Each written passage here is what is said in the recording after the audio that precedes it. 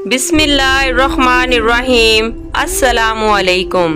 आज की मेरी वीडियो आँखों की बीमारी की इब्तदाई अलामात के बारे में है, तो चलें वीडियो को शुरू करते हैं। मुस्तकिल सर दर्द के पीछे बहुत सी वजूहात हो सकती हैं। इसके लिए दस्तयाब आम अद्वियात भी इस दर्द से निजात दिला सकती हैं। ताहम अगर दर्द बरकरार रहता है और अक्सर होता है तो आपको यकीनी तौर पर आँखों का मुआयना करवाना चाहिए।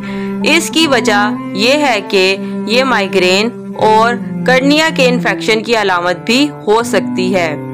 रात को नजर ना आना। हमारी आंखों की साख्त ऐसी है कि ये कम रोशनी वाली जगहों पर भी मौजूद तमाम रोशनी को जज़ब कर लेती है, लेकिन अगर आप आंखों की किसी भी बीमारी में मुब्तला हैं तो आपकी आंखें पूरी रोशनी को जज़ब नहीं कर पाती हैं और इससे रात के अंधेपन का मसला पैदा हो जाता है।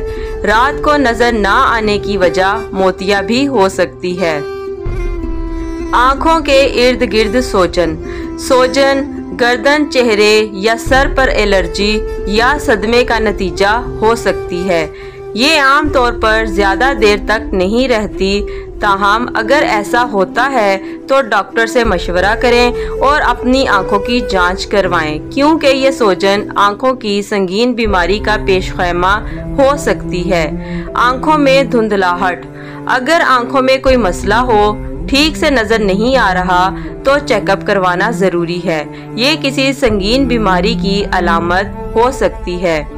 जुज़वी या मुकम्मल अंधेपन का सबब बन सकता है। आंखें अल्लाह ताला की दी हुई एक कीमती नेमत है। इनकी हिफाजत करना, इस नेमत का शुक्र अदा करना हमारा फ़र्ज़ है। अगर मेरी आज की ये वीडियो आपको पसंद आई है तो इसको लाइक करके मेरे चैनल को सब्सक्राइब कर दें और बेल नोटिफिकेशन को भी ऑन कर लें, ताकि मज़ीद अच्छी वीडियोज़ आप तक पहुँच सकें। अल्लाह हाफ़िज़।